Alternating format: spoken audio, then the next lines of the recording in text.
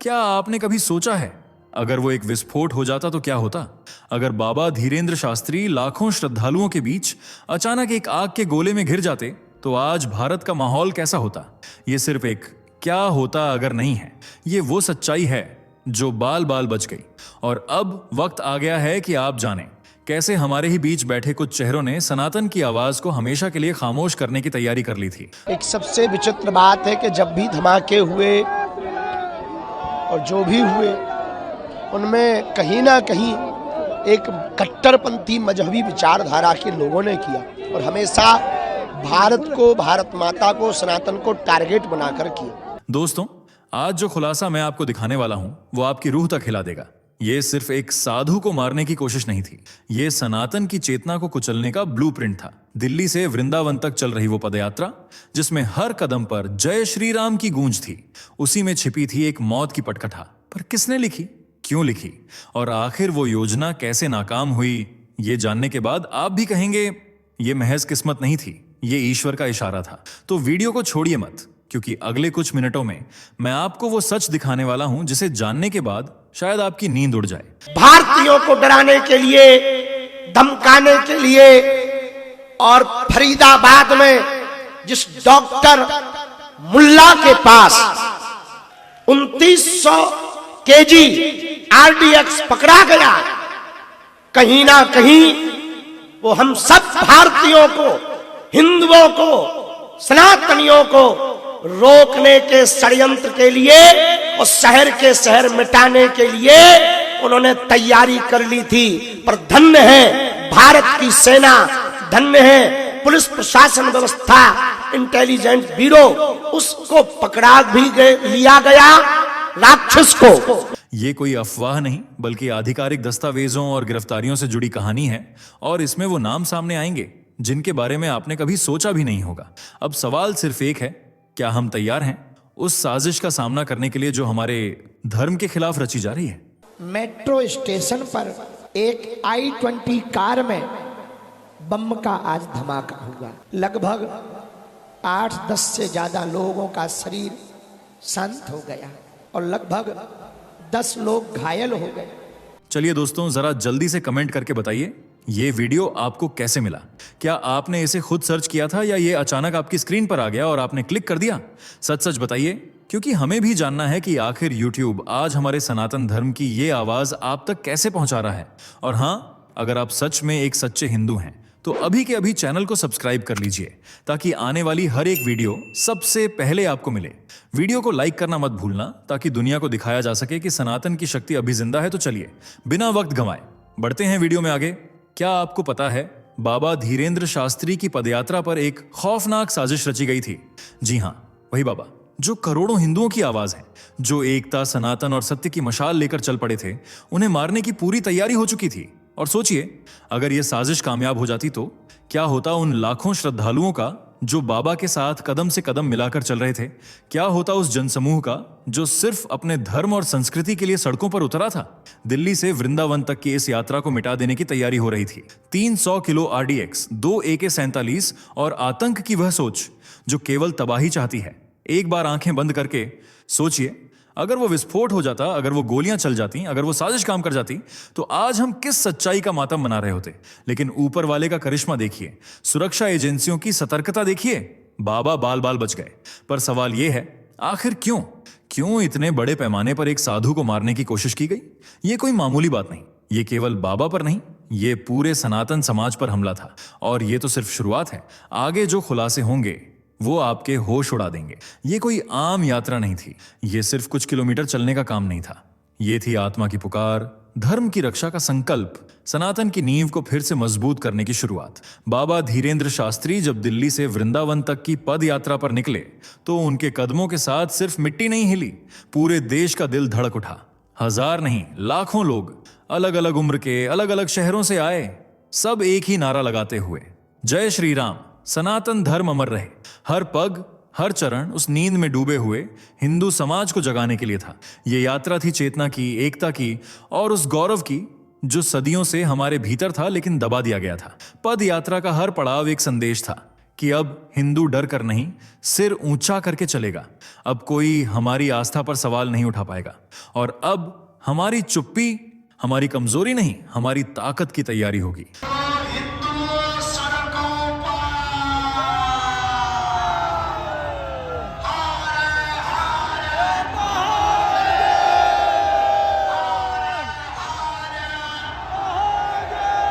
यह यात्रा उन लोगों के लिए थी जो खुद को अकेला समझ बैठे थे।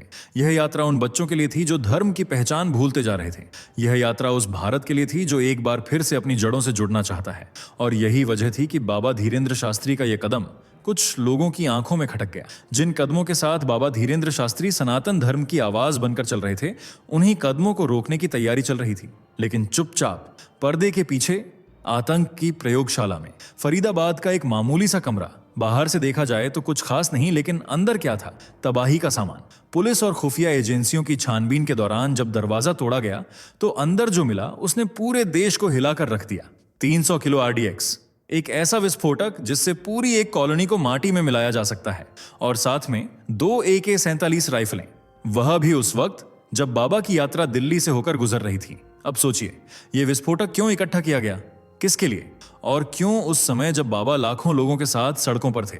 गिरफ्तार हुए 2 नाम, डॉक्टर आदिल अहमद राठर और मुजाहिद शाकिल।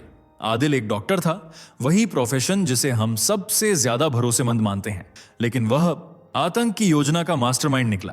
जांच में सामने आया कि इनका मकसद सिर्फ एक इंसान को मारना नहीं था। इनका उद्देश्य था एक समुदाय को डराना, एक धर्म को कुचलना और उस चेतना को तोड़ना जो बाबा ने जगाई थी।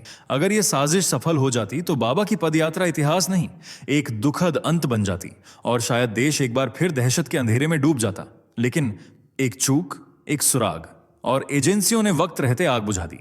अब सवाल उठता है, आखिर क्यों एक साधु जो शांति की बात करता है, जो धर्म के रास्ते पर लोगों को चलने के लिए प्रेरित करता है, क्यों वो एक आतंकवादी हमले का निशाना बन गया?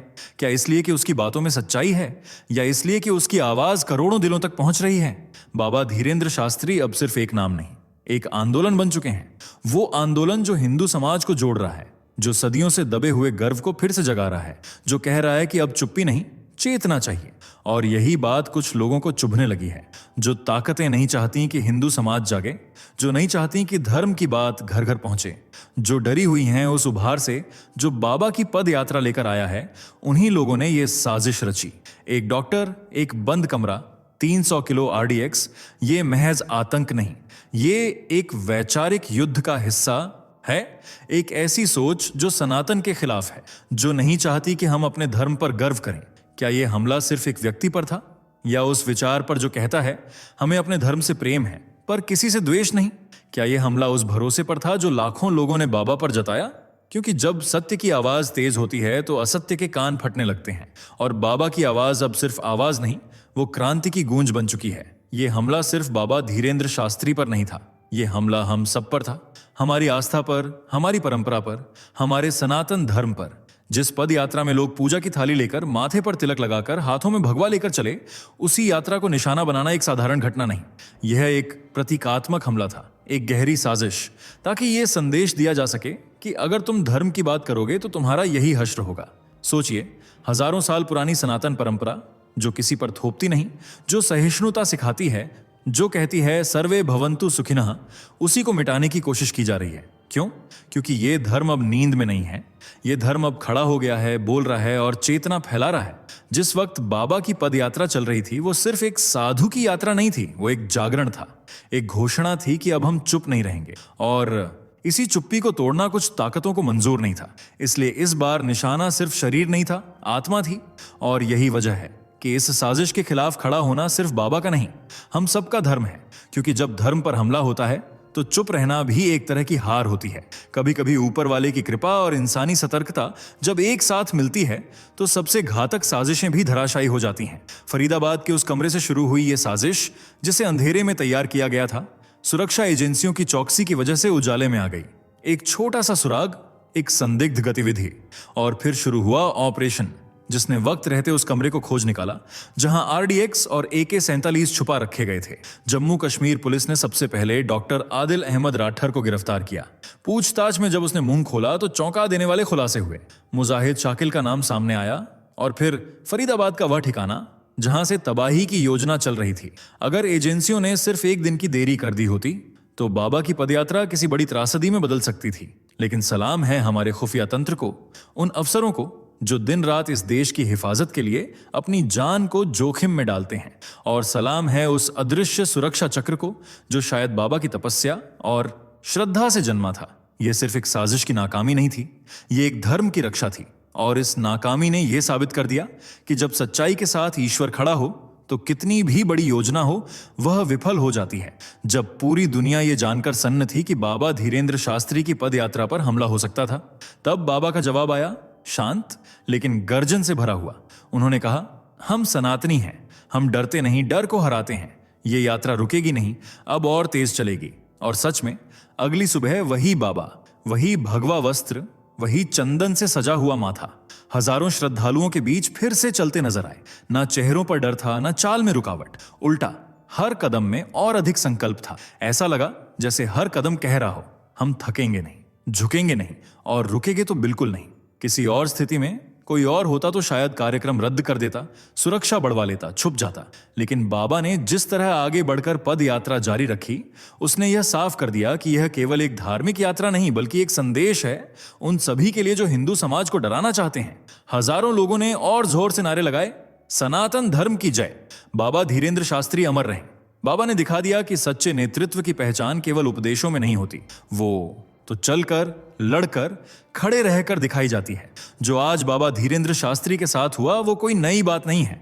हर बार जब कोई हिंदू धर्म की बात करता है, जब कोई सनातन की आवाज बुलंद करता है, तब उसे निशाना बनाया जाता है, कभी शब्दों से, कभी साजिशों से और कभी सीधे जान से मारने की धमकी देकर। याद कीजिए, काशी में जब धर्माचार्यों ने लव जिहाद और धर्मांतरण के खिलाफ आवाज उठाई थी तो कैसी धमकियां दी गई थीं, सोशल मीडिया पर कैसे ट्रेंड चलाए गए थे, बायकॉट बाबा, फेक हिंदू गुरु। फिर देखिए नूपुर शर्मा का मामला, एक बयान और जान लेने की धमकियों की बाढ़। और अब बाबा धीरेन्द्र शास्त्री, जैसे ही उन्होंने हिंदू एकता की बात शुरू की, पद यात्रा निकाली, लाखों लोगों को जोड़ना शुरू किया, वो कुछ ताकतों की आंखों की किरकिरी बन गए। ये एक पैटर्न है, एक सिलसिला जिसे अब हमें समझना होगा। क्यों हर बार हिंदू नेतृत्व पर सवाल उठाए जाते हैं? क्यों हर बार धर्म गुरुओं को बदनाम किया जाता है? क्योंकि उन्हें डर है कि अगर हिंदू जाग गया तो झूठ, नफरत और साजिशें टिक नहीं पाएंगी। अब सवाल नहीं, जवाब देने का समय है। अब डर नहीं, दृढ़ता का युग है। अब हिंदू चुप नहीं, जाग चुका है। बाबा धीरेन्द्र शास्त्री की पदयात्रा केवल एक धार्मिक आयोजन नहीं थी, यह एक आंदोलन थी। एक ऐलान था कि अब कोई भी ताकत हमें बांट नहीं सकती, डरा नहीं सकती और मिटा नहीं सकती। जो सोचते थे कि हम सिर्फ पूजा तक सीमित हैं, वो देख लें कि आज हम सड़कों पर हैं। हाथ में भगवा है, माथे पर तिलक है और दिल में सिर्फ एक संकल्प, सनातन की रक्षा। इस साजिश के पीछे छुपे चेहरों को एक बार फिर हार का स्वाद चखना पड़ा। और ये हार सिर्फ एक ऑपरेशन की नहीं थी, ये हार थी एक सोच की, जो समझती थी कि हिंदू समाज अब भी बिखरा हुआ है। लेकिन नहीं, बाबा की यात्रा ने दिखा दिया कि हम अब बिखरे हुए नहीं, संगठित हैं। हम अब सहमे हुए नहीं, सजग हैं। और सबसे बड़ी बात, अब हम सिर्फ सहिष्णु नहीं, सजग योद्धा भी हैं। ये यात्रा अभी रुकी नहीं है, ये तो बस शुरुआत है। क्योंकि जब तक धर्म है, भारत है, तब तक कोई भी साजिश इस समाज को झुका नहीं सकती। जय श्री राम। दोस्तों, आपको स्क्रीन पर 2 और वीडियोस दिखाई दे रही हैं, जिसे देखने के लिए स्क्रीन पर क्लिक करें।